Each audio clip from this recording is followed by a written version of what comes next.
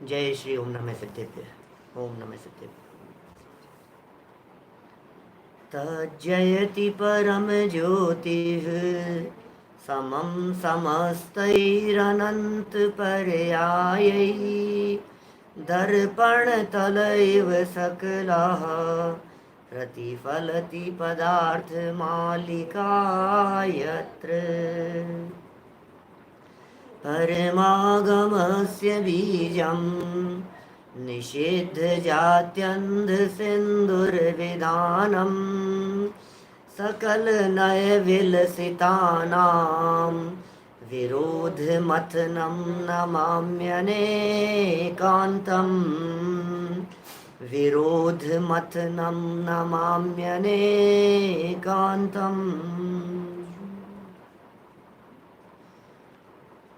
परमागम का सारभूत यह अनेकांत सिद्धांत और उसी की व्याख्या करते हुए यहाँ प्रारंभिक लिखा जा रहा था, जिसमें अभी तो भूमिका भी नहीं बनाई है, ग्रंथ लिखना भी प्रारंभ नहीं हुआ है। मंगलाचरण किया, वक्ता के लक्षण बतलाए और अब श्रोता का लक्षण यहाँ बतलाया जा रहा है। आपको ध्यान होगा आचार्य देव ये कहना चाह रहे हैं कि जिन मत में दो प्रकार के नय कहे हैं, एक निश्चय नय और एक व्यवहार नय। हे जीव, निश्चय नय का आश्रय करते हुए मुक्ति के मार्ग में प्रयाण करना चाहिए। जिन जीवों को निश्चय की पकड़ नहीं है, उन जीवों के लिए व्यवहार मार्ग अटकने का स्थान है। जिनको निश्चय की प्राप्ति नहीं होती है और जो व्यवहार में ही अटक करके रह जाते हैं, उनके लिए कितनी सुंदर सूक्ति दे दी थी, यस तस्य देशना नास्ति। उनके लिए तो उपदेश ही नहीं है।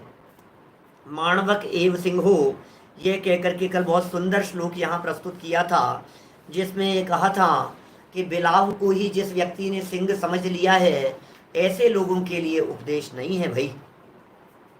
जो व्यवहार को ही निश्चय मान करके बैठ जाएं, उनके तो मोक्ष मार्ग में प्रवर्तन करने के चांस ही नहीं है। सच्चे मोक्ष मार्गी कौन होंगे? जो व्यवहार और निश्चय दोनों को यथावत स्वीकार करे। ये सब बातें काफ़ी विस्तार से देख चुके थे, और जब इतनी बात उन्होंने कह दी कि निश्चय तक नहीं पहुंचने वालों के लिए व्यवहार कार्यकारी नहीं है, तो प्रश्न खड़ा हुआ, तो जिनागम में व्यवहार की चर्चाएं क्यों की गई है? आखिर जिनवाणी में व्यवहार को स्थान क्यों दिया गया? तो ये कहा भाई, शरीर आत्मा को एक बतलाया, पंचेंद्रीय जीव, दो इंद्रिय जीव, चार इंद्रिय जीव, नारकी जीव, मनुष्य जीव, तिर्यंच जीव, गधा घोड़ा जीव है, इनको भी जीव समझो। समझ में आ गई कि हाँ भाई ये भी जीव है। अब प्रश्न ये खड़ा होता है कि जब व्यवहार ने दो प्रकार के कहे थे, एक व्यवहार ने वो जो राग द्वेष कषाएं क्रोधाधिक परिणाम, और दूसरा ज्ञान दर्शन चारित्र आदि, इन सबको कहने वाला, अपना कहने वाला एक वो व्यवहार ने, और दूसरा व्यवहार कहा था शरीर आदि के आधार पर अपनी बात कहने वाला। तो बोले इसकी क्या जरूरत है? शरीर वाले को व्यवहार कहने की क्या जरूरत है? शरीर आदि वाले को आखिर व्यवहार कहा ही क्यों गया, ये तो बताओ भाई। बहुत जरूरी है। लोग व्यवहार चलाने के लिए इस व्यवहार ने की उपयोगिता है। यदि इस व्यवहार ने को स्वीकार नहीं करेंगे तो कैसे कहेंगे कि आप संजीव गोधा से बात कर रहे हैं? कैसे कहेंगे कि ये हमारा बालक है? घर गृहस्थी कैसे चलेगी? लोक व्यवहार कैसे चलेगा? ये ग्रंथ जो हम पढ़ रहे हैं, इस ग्रंथ को अमृत चंद्राचार्य देव ने लिखा है, यह बात कैसे बोल पाएंगे ये तो बताओ। बिल्कुल अयत्नाचार और अव्यवहारिकता हो जाएगी सारे जगत में। शिष्टाचार नहीं रहेगा, सदाचार नहीं रहेगा, अहिंसात्मक आचरण का पालन नहीं हो पाएगा। इन सब बातों की चर्चा आगे विस्तार से करने वाले हैं। मोटा मोटा बात समझ लीजिए, यदि शरीर को आत्मा कहने वाला व्यवहार नहीं होता, ये व्यवहार नहीं होता। लोग कहते हैं जरूरत क्या है साहब, इसकी जरूरत क्या है भाई साहब, जरूरत इसकी भी बहुत जरूरत है। इसकी जरूरत नहीं होगी तो आपका खान पान, बोलचाल, माता पिता, सारा व्यवहार गड़बड़ा जाएगा। ये मेरी पत्नी है, ये मेरे बच्चे हैं, ये मेरा परिवार है, ये धन मेरा है, ये कपड़े मेरे हैं, ये साइन मेरे हैं, ये गाड़ी मेरी है, ये कैसे चलेगा भाई साहब? ये जिन मंदिर हमारा है और ये अन्य मंदिर हमारा नहीं है, ये बंटवारा करने के लिए इस नए की जरूरत है। आप समझ पा रहे हैं मैं क्या कह रहा हूं? व्यवहार नए की उपयोगिता के ऊपर प्रकाश डाल रहा हूं।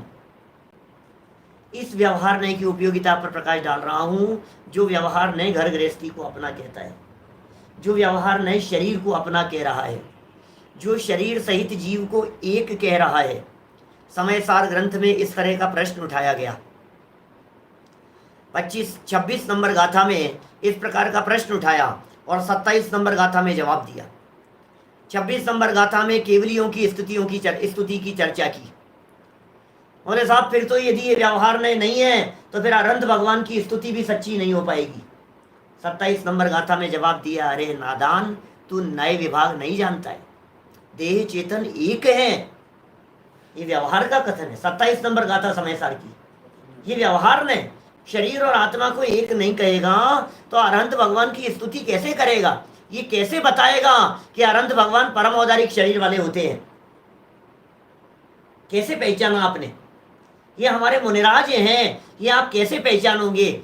यद्यपि सच्ची मुनि अवस्था तो 6ठे 7वें गुणस्थान वर्ती होती है, लेकिन बाहर में नग्न दिगंबर दशा से पहचाना जाता है। ये कैसे पहचानोगे आप बताओ मेरे को? आप व्यवहार से पहचानेंगे, ये बाहरी व्यवहार से पहचानेंगे। कितनी उपयोगिताएं इस बाहरी व्यवहार की, समझ में आ रही है बात?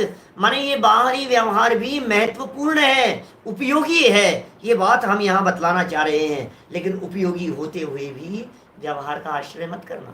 बस देखो, आज कुछ विशेष बात कहते हैं, इसी प्रसंग में चर्चा को थोड़ा सा आगे बढ़ाते हैं।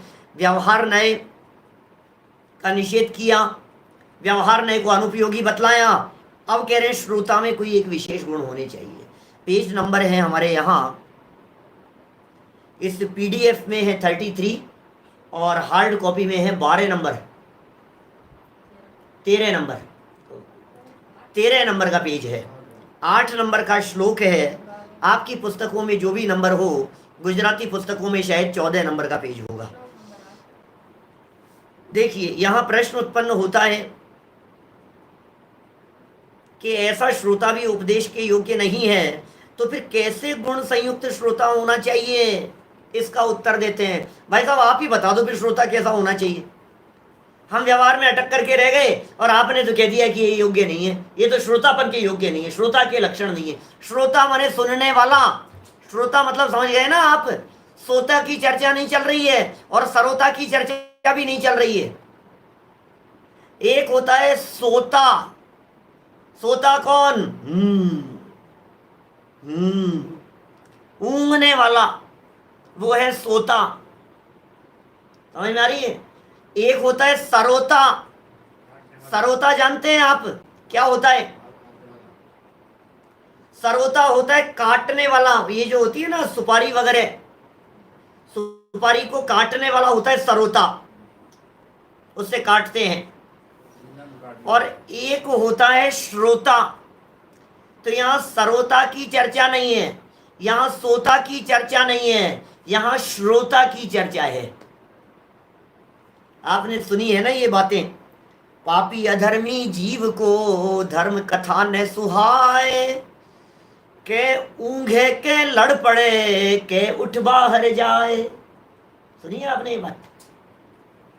जो लोग पापी होते हैं, जो अधर्मात्मा होते हैं, जिनके विशेष पुण्य का उदय नहीं होता है, जिनके विशेष जाति का पुण्य जागृत नहीं होता है, जिनका अभाग्य फलित होता हुआ दिखाई देता है, जो दुर्भाग्य वाले होते हैं, ऐसे जीवों को जिनवाणी यदि सुनाओ तो उनमें 3 तरह की बातें दिखाई देती है। नंबर 1 बात तो ये दिखाई देती है कि वे सुनते सुनते ऊँघने लग जाते हैं। क्या ऊँघ है? क्या फिर क्या करें कि लड़ पड़े? या तो वो सो जाएंगे, बात सुनते सुनते ही समझ में नहीं आ रही है, या फिर क्या करेंगे बात सुन करके, अरे भाई साहब नहीं नहीं नहीं ऐसा नहीं होता, ऐसा होता है, आप इसको नहीं मानते हो, आप अनेकांतवादी नहीं हो, ये एकांतवादी है। वो लड़ने झगड़ने में लग गया, लड़ पड़े। और तीसरे प्रकार के कौन? ऊँघता भी नहीं है, लड़ता भी नहीं है, लेकिन सुहाती नहीं है, कह उठ बाहर जाए।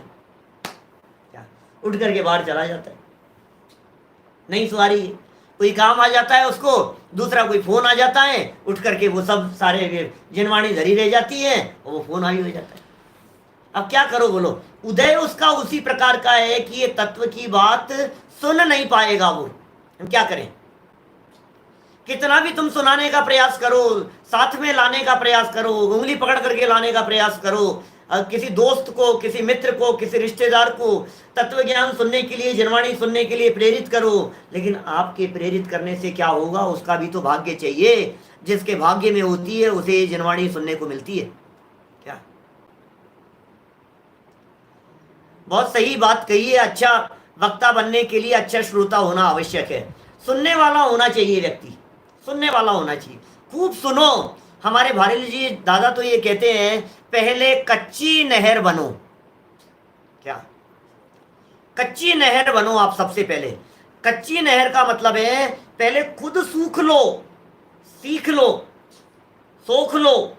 जो पानी आ रहा है, कच्ची नहर होती है ना, क्या होता है, पानी बहता हुआ आता है और बहता हुआ आकर के वो नहर आगे नहीं बढ़ने देगी पानी को, जब तक कि 100% ग्रास्पिंग पूरी नहीं हो जाएगी उसको।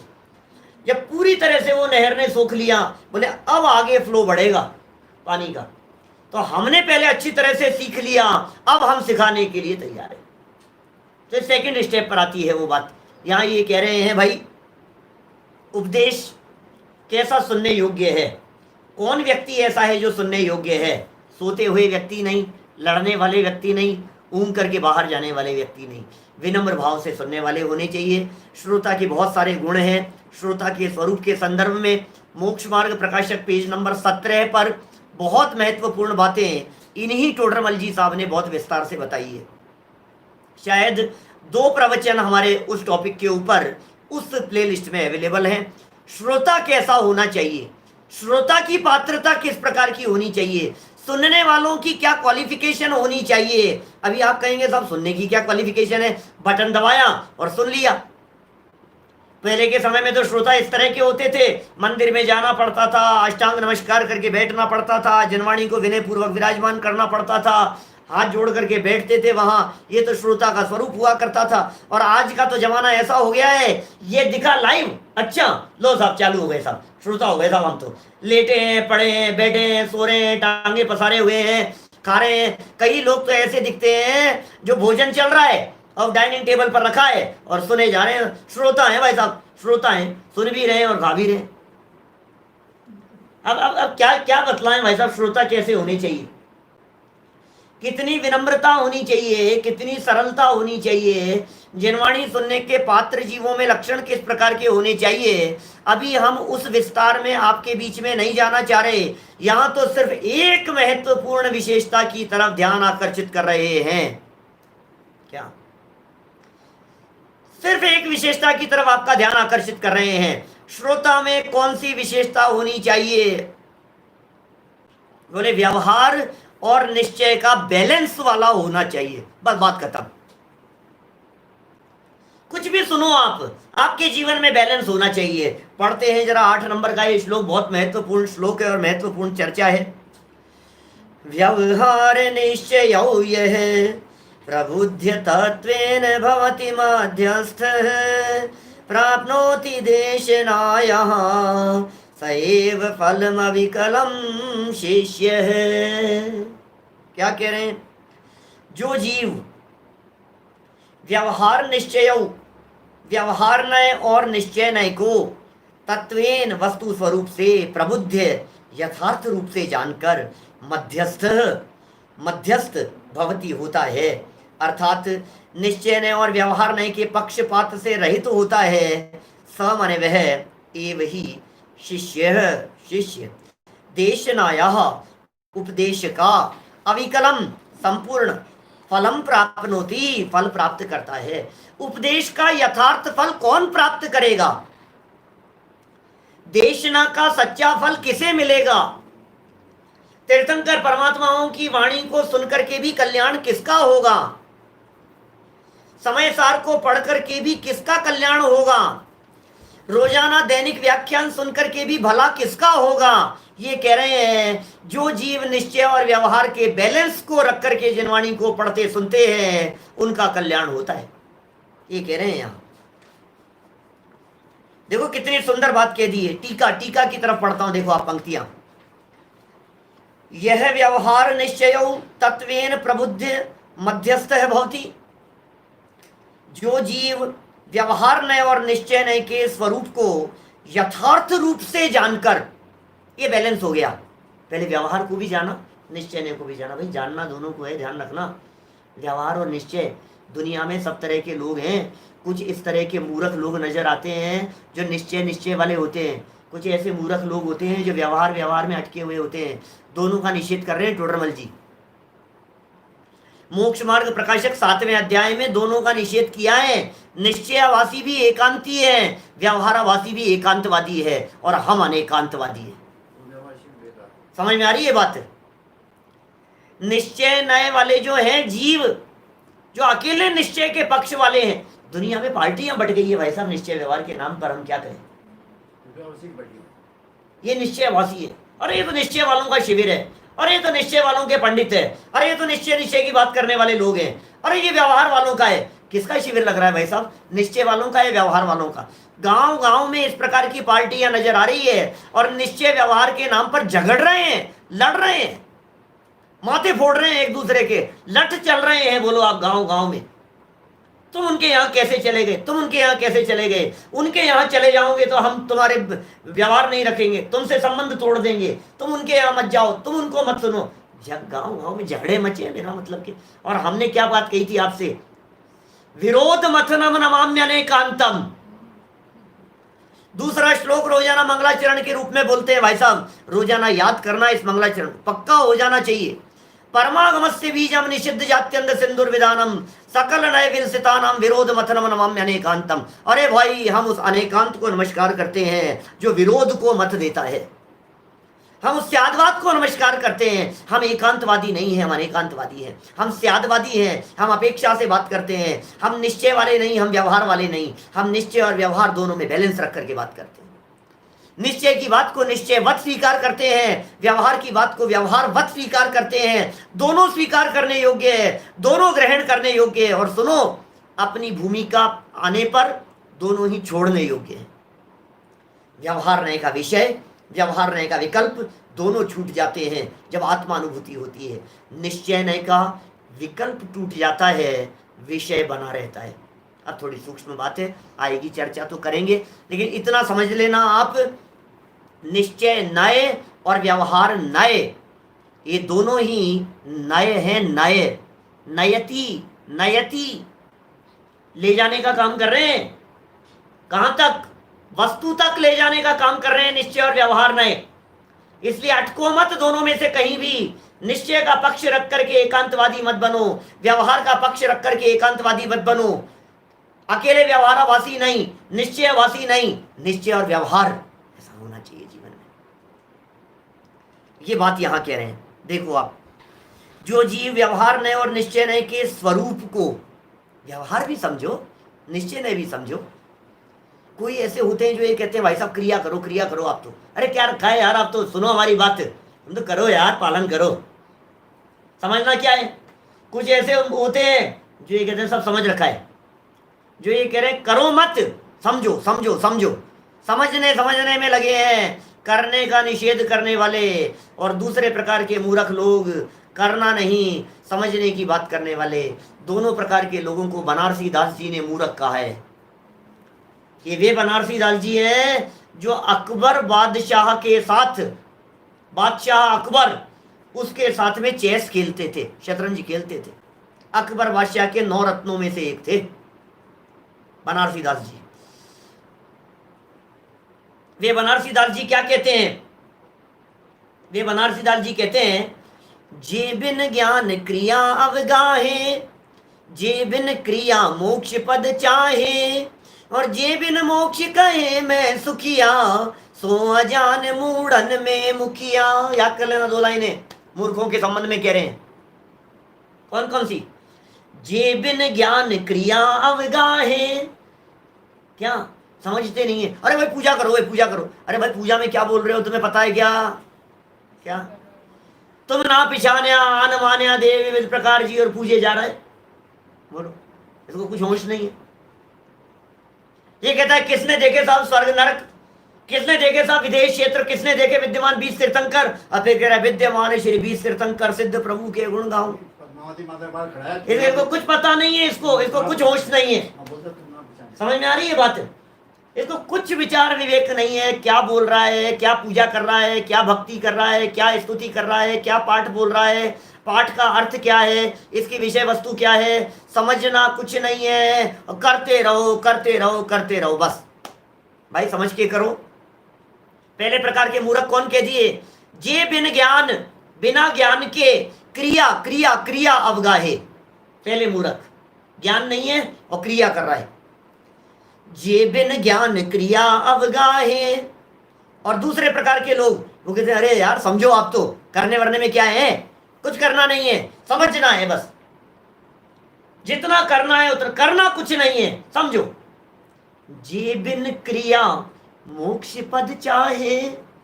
दूसरे प्रकार के मूर्ख, व्रत अंगीकार नहीं करना, नियम नहीं लेना, मुनिव्रत अंगीकार किए बिना ही मोक्ष चले जाएगा जैसे ऐसा समझता है, बिना किए हुए। और तीसरे प्रकार के मूर्ख वो हैं जो ये कहते हैं बिना मोक्ष के ही मैं सुखिया। जे बिन मोक्ष कहे मैं सुखिया, सो अज्ञान मूढ़न में मुखिया। मूर्ख शिरोमणि है। अरे भाई साहब थोड़ा जनवाणी का पढ़ लो ना यार, स्वाध्याय किया करो, थोड़ा सा आया करो आप प्रवचन सुनने के लिए। अरे निठल्ले लोगों के काम है प्रवचन सुनना, फालतू लोगों के काम है ये, तो बेरोजगार लोगों का काम है, रिटायर्ड लोगों के काम है ये सब। हम तो कितने काम वाले लोग हैं यार, हमें क्या ये धर्म वरम की बात बतला रहे हो आप? ये उनको सिखाओ, हमें जरूरत नहीं है, हम तो सुखी हैं, हम तो मजे में हैं, हमें कोई तकलीफ नहीं है। दुखी लोगों को भगवान याद आते हैं, हम तो सुखी हैं, हमें क्या भगवान की जरूरत है। बिना मोक्ष के अपने आप को सुखी मानने वाला व्यक्ति तीसरे प्रकार का मूर्ख है। यहाँ दो प्रकार के मूर्खों की चर्चा इस श्लोक में की है। बिन क्रिया मोक्ष पद चाहे और जे बिन ज्ञान क्रिया अवगाहे। एक क्रिया मूढ़ हो गया है, एक ज्ञान मूढ़ हो गया है, एक निश्चय का पक्षधर हो गया है, एक व्यवहार का पक्षपाती हो गया है। दोनों प्रकार के मूर्खों का निषेध करके यहाँ बैलेंस की बात कर रहे हैं। बैलेंस होना चाहिए लाइफ में, बैलेंस होगा तो अवश्य ही आप किसी विशिष्ट लेवल पर पहुंच पाएंगे, सुखी हो पाएंगे। देखिए, जानकर पक्षपात रहित होता है। स एव शिष्य है देशनाया अविकलम फलम प्राप्नोति। वही शिष्य उपदेश का संपूर्ण फल प्राप्त करता है। निश्चय क्या है, व्यवहार क्या है, किस तरह से नहीं छोड़ना है, किस तरह से उन्हें प्राप्त करना है, इसकी कुछ बातें यहाँ मार्मिक बातें कह रहे हैं। आगे वाले पेज पे देखिए, भावार्थ। श्रोता में अनेक गुण होने चाहिए। अभी हमने बात की है आपसे, श्रोता में बहुत सारे गुण होने चाहिए। अरे साहब श्रोता में क्या गुण चाहिए? कर्ण इंद्रिय तो चाहिए, और क्या है? अरे नहीं भाई ऐसा नहीं है। क्या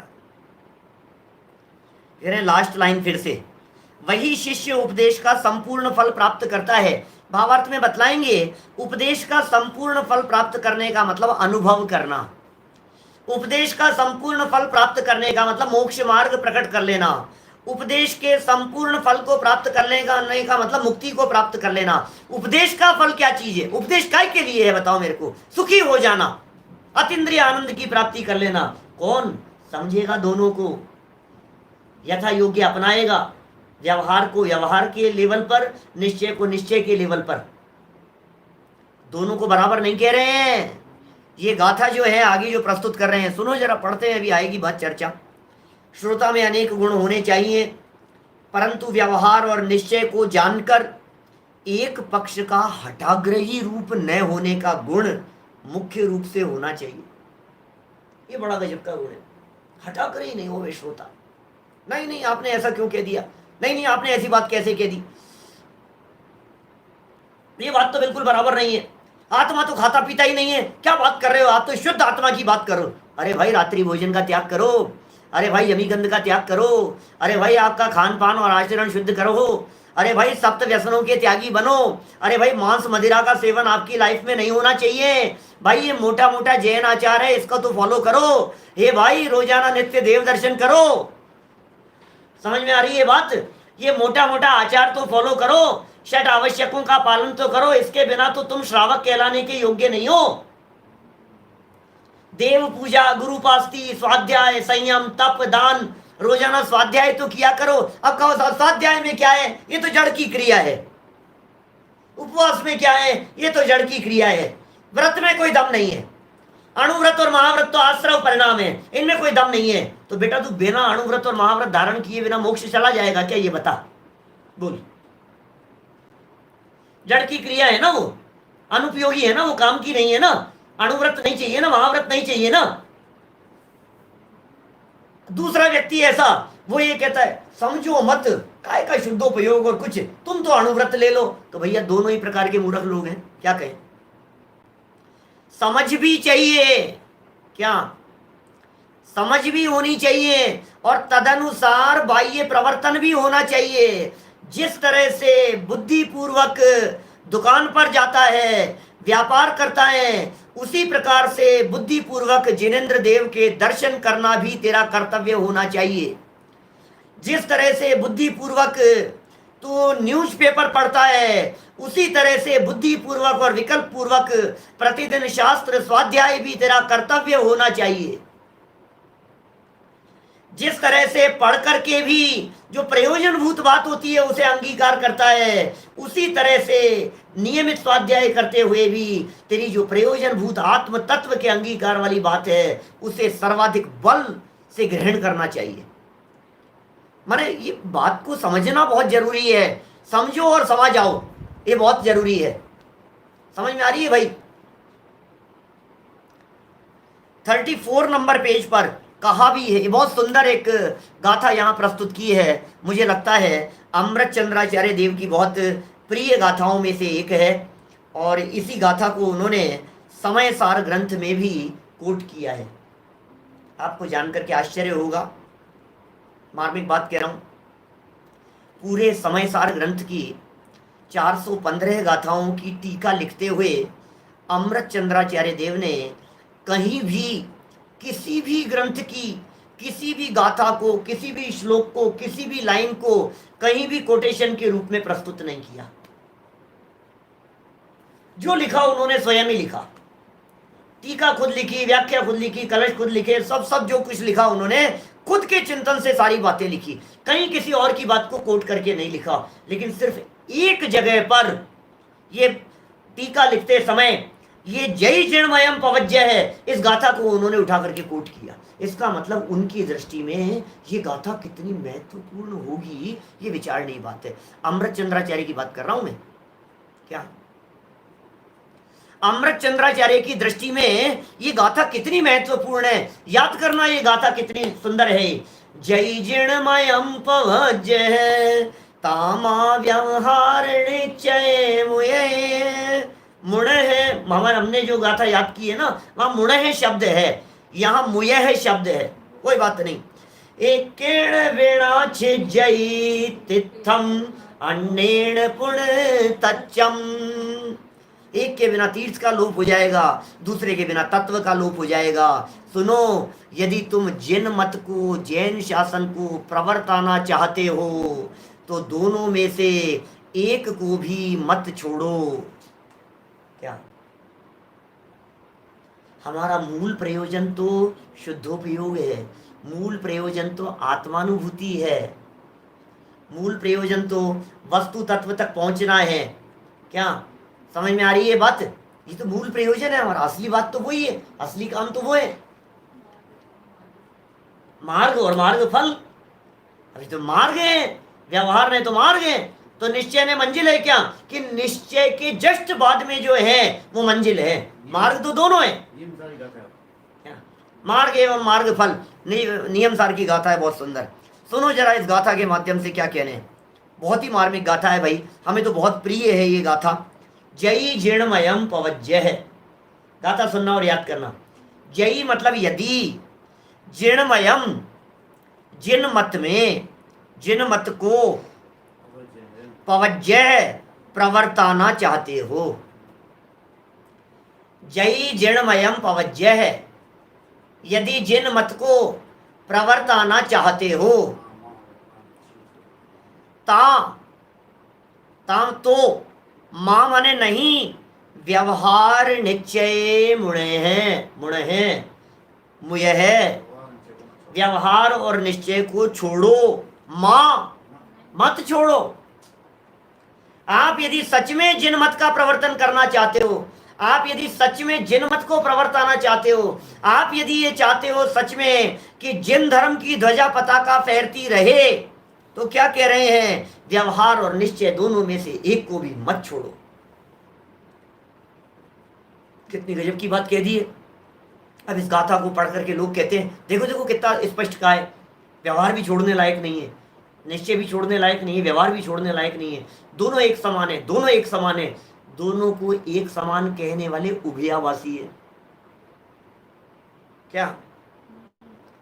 निश्चय का पक्ष रखने वाले और व्यवहार के ऊपर चौकड़ी मार देने वाले लोग निश्चयाभासी हैं, ठीक है। व्यवहार का पक्ष रखने वाले और निश्चय पर चौकड़ी मार देने वाले लोग ये व्यवहाराभासी हैं, और दोनों को एक समान मानने वाले लोग ये उभयाभासी हैं, तीनों संसारी हैं। आपको ध्यान होगा पहले दिन जब हमने ये क्लास शुरू की थी यहाँ, तो टोडरमल जी का मंगलाचरण अपन ने यहाँ पढ़ा था, और मंगलाचरण उन्होंने क्या कहा था, कई नर निश्चय से आत्मा को शुद्ध मान हुए हैं, स्वच्छंदी न पहचाने निज शुद्धता। इसी पुस्तक में पहला छंद था टोडरमल जी का, ध्यान है क्या आपको? कितनी सुंदर बात कही थी उन्होंने वहां, कई नर निश्चय से आत्मा को शुद्ध मान हुए स्वच्छंद न पहचाने निज शुद्धता। 5 नंबर का श्लोक था, कोई व्यवहार दानशील तप भाव ही को, आत्म को हित जानी छोड़े नहीं मुद्दता। और कोई व्यवहार नए निश्चय के मार्ग को, भिन्न भिन्न जान पहचाने करे उद्धता। 3 प्रकार के मूर्ख कह दिए थे, एक निश्चय वाले मूर्ख, एक व्यवहार वाले मूर्ख, और एक निश्चय और व्यवहार ये 2 मार्ग मानने वाले या दोनों को एक समान मानने वाले, ये दोनों मूर्ख। तो फिर साहब यहाँ लिख तो रहे हैं, एक केण बिना छिज्जयित इत्थम अन्येण पुनतच्चम, जो गाथा भी अपन ने पढ़ी है, 8वीं गाथा के भावार्थ में जो कोट की है, जयी जिणमयम पवज्य है, तामा निश्चय व्यवहार मुणे, एक केण बिना छिज्जयित इत्थम अन्येण पुनतच्चम, एक के बिना तीर्थ का लोप हो जाएगा, दूसरे के बिना तत्व का लोप हो जाएगा। ये जो बात कही गई है, तो फिर दोनों को मानना ना, दोनों को स्वीकार करने के लिए कह रहे हैं ना आचार्य देव। अरे भाई स्वीकार तो करना है, लेकिन व्यवहार का व्यवहार रूप से और निश्चय का निश्चय रूप से। राजेश पांड्या जी बिल्कुल सही कह रहे हैं आप, निश्चय का निश्चय रूप श्रद्धान करो, व्यवहार का व्यवहार रूप श्रद्धान करो। अरे जो जैसा है उसे वैसा स्वीकार करो, इसका नाम न्याय है। गहराई से समझना, मार्मिक बात कहना चाहता हूं, थोड़ा सा आपको उपयोग को एकाग्र करके समझना, समझ में आएगी आपको बात। सुनो, थोड़ा सा उदाहरण देता हूं आपको। बहुत से लोग ये कहते हैं,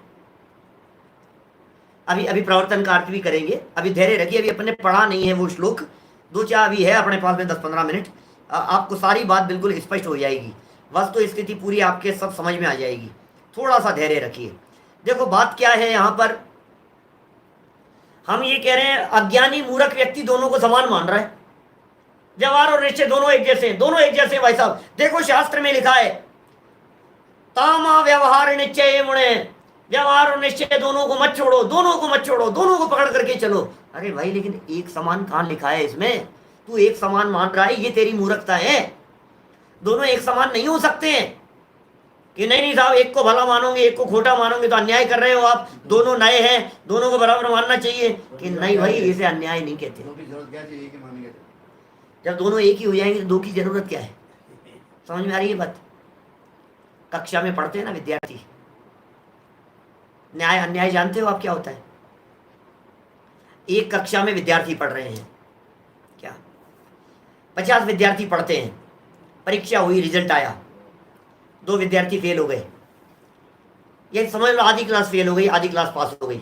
आधी क्लास जो फेल हो गई ना, वो कहती है बहुत अन्याय है, अन्याय करते हैं साबित हो, जबरदस्ती फेल कर दिया इन्होंने हमारे को, अन्याय कर रहे हैं। तो सब 2 लड़के फेल हो गए, वो कंप्लेन करते हैं इन्होंने फेल कर दिया हमारे को, अन्याय करते हैं। किसी का पोजीशन आ रही है, किसी का फर्स्ट डिवीजन आ रहा है, किसी का सेकंड डिवीजन आ रहा है, कोई ग्रेस से पास हो रहा है, कोई फेल हो रहा है। अब कौन इसके अंदर से, क्या टीचर के द्वारा किया गया अन्याय है? जो फेल हो गया है वो ये कहता है क्या बात कर रहे हो साहब, मेरी अटेंडेंस देख लो, 100% अटेंडेंस है मेरी, अटेंडेंस का तो मेरे को गिफ्ट भी मिला है, रोजाना स्कूल जाता था, हमने भी यूनिफॉर्म खरीदी थी, हमने भी बुक्स खरीदी थी, फीस भी हमने पूरी दी है, क्या बात कर रहे हो साहब, 1 रुपया कम नहीं दिया हमने, ये टीचर अन्याय करते हैं। मैं आपसे पूछता हूं, टीचर अन्याय कर रहे हैं कि न्याय कर रहे हैं? सबको अलग अलग नंबर देना ये अन्याय है, या सबको एक जैसे नंबर दे देना उसमें अन्याय है? न्याय अन्याय समझा रहा हूं आपको, न्याय क्या होता है? जिसके जितने नंबर आने योग्य है उसे उतने नंबर दिए जाने को न्याय कहते हैं, और जिसके जितने आने योग्य है विशेष, उसको उतने नंबर दिए जाने का नाम न्याय है। जो फेल होने योग्य है उसे फेल करना, इसका नाम न्याय है, और जो पास होने योग्य है उसे पास करना, इसका नाम न्याय है। और पास होने वाले को भी उतने ही और फेल होने वाले को भी इतने ही, दोनों को बराबर कर दिया, इसका नाम अन्याय है। ये होता है न्याय और अन्याय। तो ये कह रहे हैं व्यवहार और निश्चय दोनों को मत छोड़ो, दोनों को मत छोड़ो।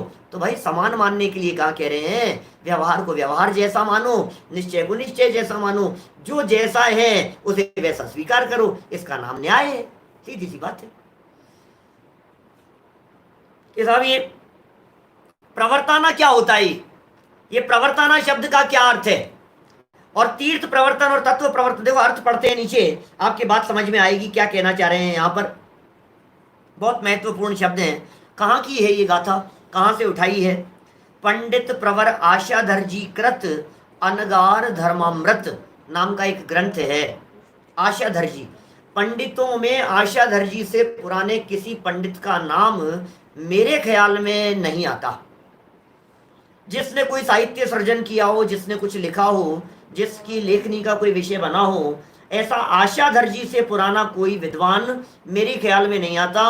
यदि किसी और विद्वान के ख्याल में आएगा तो वे हमें जरूर अवगत कराएंगे, लेकिन कहीं हमारे देखने सुनने में नहीं आया।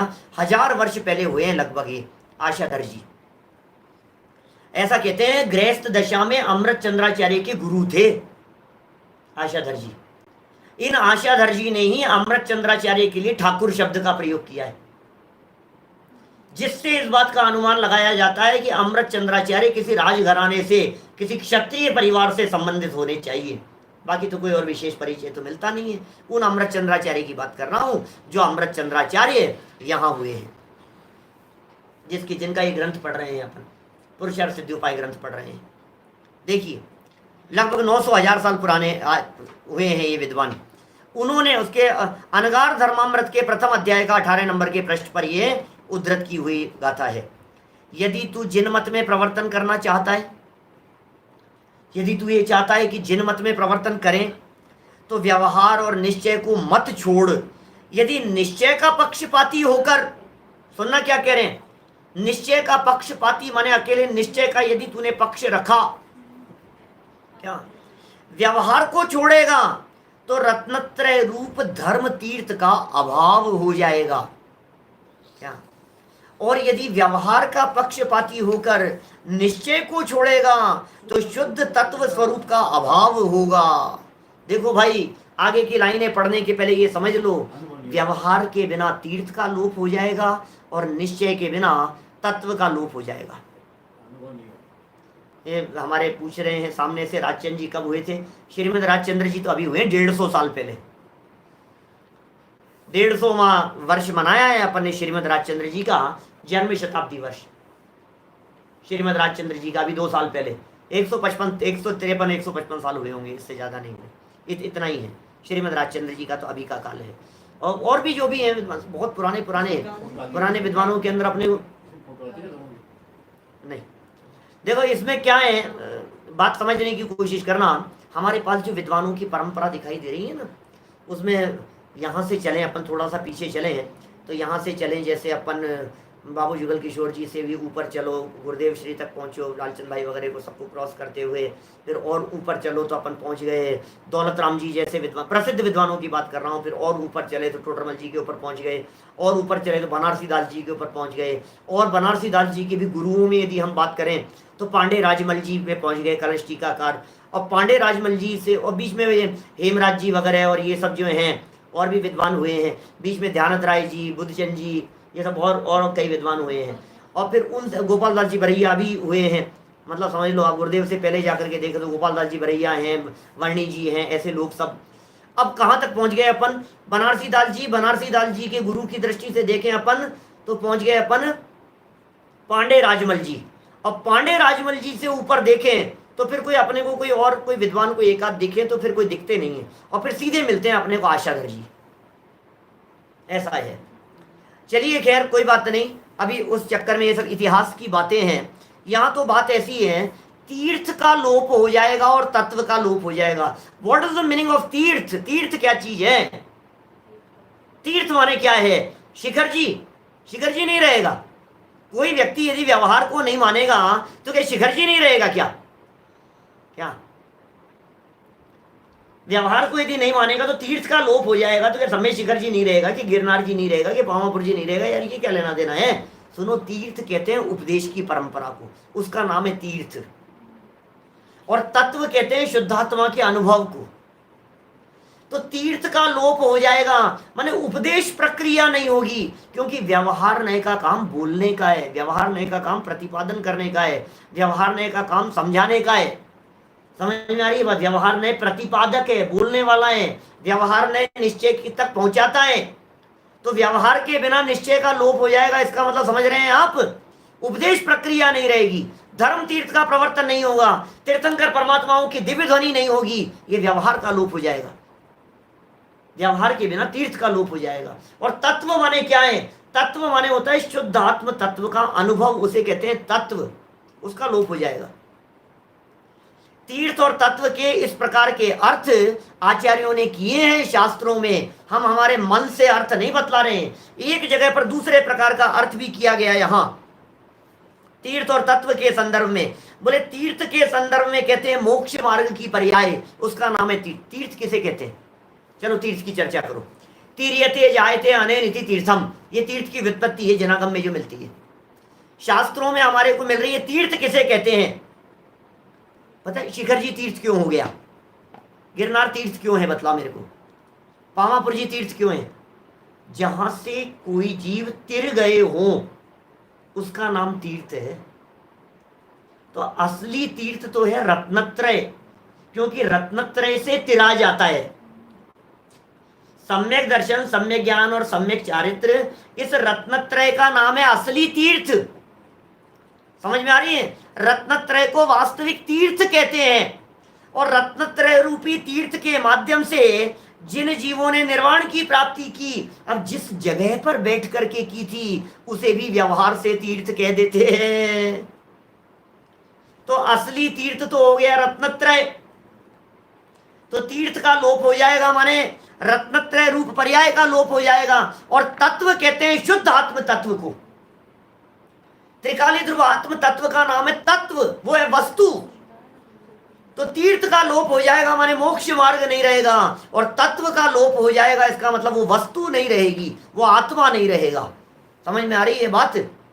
निश्चय के बिना उस वस्तु तत्व को कौन पकड़ेगा, और व्यवहार के बिना ये रत्नत्रय की प्रकटता कैसे हो पाएगी? इसलिए भाई एक के बिना तीर्थ का लोप और दूसरे के बिना तत्व के लोप की चर्चा यहां की गई है। इससे ज्यादा विस्तार यहां अपेक्षित नहीं है। ये प्रकरण हम जब नए चक्र पढ़ाते हैं तो हमारे विद्यार्थियों को बहुत खोल करके पढ़ाते हैं इस प्रकरण को। दादा ने भी बहुत अच्छा खुलासा किया है परम भाव प्रकाशक नए चक्र पुस्तक में, आपको वहां से उस विषय को देखना चाहिए। निश्चय व्यवहार संबंधी प्रश्नोत्तरों में एक प्रश्न उठा करके इसकी चर्चा की है। लगभग 2-3 पेज में तीर्थ और तत्व की चर्चा की है। आप वहां से उस मूल प्रकरण को देखना, आपको मजा आएगा। मैं यहां अपने विषय को समेटता हूं। देखिए, अतः पहले व्यवहार निश्चय को भले प्रकार जानकर देखो प्रक्रिया समझना, क्या व्यवहार निश्चय को भले प्रकार जानकर पश्चात यथा योग्य इनका अंगीकार करना, पक्षपात न करना, यही उत्तम श्रोता का लक्षण है। समझ में आ रही है बात? व्यवहार निश्चय को भले प्रकार जानो, दोनों को, व्यवहार को भी जानो और निश्चय को भी जानो, और यथा योग्य इनको अंगीकार। यथा योग्य, अरे बहुत इंपॉर्टेंट शब्द दे दिया है। यथा योग्य के अंदर तो सारे प्रकरण का सार दे दिया है। क्या पूरे प्रकरण का सार आ गया है यहां यथा योग्य शब्द में। क्या कह दिया है? इनका यथा योग्य अंगीकार करना, पक्षपात न करना, यही उत्तम श्रोता का लक्षण है। प्रश्न उठाया, जो निश्चय व्यवहार को जानने रूप गुण वक्ता के बतलाए थे, वही निश्चय वही श्रोता के बतला दिए। चेष्टा क्या हुई? समझ में आ रही है बात? भाई जो गुण आपने वक्ता के बतलाए थे वही गुण तो आपने श्रोता के बतला दिए, दोनों में अंतर क्या रह गया? तो बहुत सुंदर जवाब दिया है, जो गुण आधिक्य रूप से वक्ता में हो वही गुण हीनता रूप से थोड़े अंशों में श्रोता में भी होना चाहिए। इस प्रकार वक्ता और श्रोता का वर्णन किया। भाई साहब सुनो, गुण तो दोनों में ही होने चाहिए। वक्ता में जो गुण विशेष रूप से हो, श्रोता में भी वही गुण विशेष रूप से सामान्य रूप से होने चाहिए, लेकिन वही गुण चाहिए। कहने का अभिप्राय यह है, मूल प्रयोजन की मूल मुद्दे की बात यह है, हम आपको बतलाएं, हम यदि धर्म तीर्थ का प्रवर्तन कराना चाहते हैं तो श्रोता में भी धर्म तीर्थ प्रवर्तन की भावना होनी चाहिए। हम यदि स्वाध्याय प्रेमी हैं, यदि वक्ता, तो श्रोता भी जिनवाणी का प्रेमी होना चाहिए। वक्ता यदि वैराग्य भावना से युक्त है तो श्रोता भी का भी चित्त भीगा हुआ होना चाहिए। भले ही उतना नहीं हो, ये बात निश्चित है कि वक्ता विशेष होगा, श्रोता सामान्य होगा, लेकिन श्रोताओं को भी उसी प्रकार का होना चाहिए जिस तरह के वक्ता होते हैं। और ये बात नियम मान करके चलिए, जैसा वक्ता होता है उसके श्रोता भी उसी प्रकार के होते हैं, और यदि नहीं होते हैं तो धीरे धीरे उसे सुनते हुए उसी प्रकार के हो जाते हैं। बात समझ रहे हैं आप? रोजाना जो जिसको सुनता है वो धीरे धीरे करके उसकी सोच भी उसी जैसी हो जाती है, वक्ता जैसी हो जाती है, उसका चिंतन भी उसी प्रकार का हो जाता है जिस वक्ता के सानिध्य में वो रोजाना बैठता है, हो ही जाता है। शिष्य कैसा होगा? जैसा गुरु होगा वैसा शिष्य। बोलो, अब गुरु में ही यदि खोट है तो शिष्यों में खोट क्यों नहीं होगी? लोभी गुरु लालची चेला, दो नरक में ठेलम ठेला। पिछले 2 दिन से नरक के दुखों की चर्चा कर रहे हैं हम। गुरु भी लोभी है तो चेला कैसा होगा? वो भी लालची होगा। गुरु निर्लोभी है तो चेला कैसा होगा? कि चेला भी निर्लोभी होगा। तो जैसे वक्ता में जो गुण कहे हैं, निश्चय व्यवहार दोनों को बैलेंस रूप से जानना, समझना, स्वीकार करना। अपने 4था श्लोक पढ़ा था, मुख्योपचार विवरण निरस्त दुस्तर विनेय दुर्बोधा व्यवहार निश्चय यज्ञ प्रवर्तयन्ते जगति तीर्थम। ध्यान होगा आपको, व्यवहार निश्चय यज्ञ प्रवर्तयन्ते जगति तीर्थम। जगत में धर्म तीर्थ का प्रवर्तन करने वाले, वो गुरु का लक्षण बतलाया था। व्यवहार निश्चय यज्ञ, ये गुरु का लक्षण बतलाया था। और शिष्य के लक्षण में भी कह दिया, व्यवहार निश्चय के जानकार होने चाहिए, व्यवहार निश्चय के जानकार होने चाहिए। प्रवर्ताना माने उस रूप परिणमन कर जाना, इसका नाम है प्रवर्ताना। धर्म तीर्थ अपने अंतर में धर्म तीर्थ रूप प्रवर्तन हो जाना, जिन धर्म हमारे अंतर में प्रकट हो जाना, इसका नाम है धर्म। कैसे प्रवर्तेगा? प्रभावना को कहते हैं प्रवर्तन।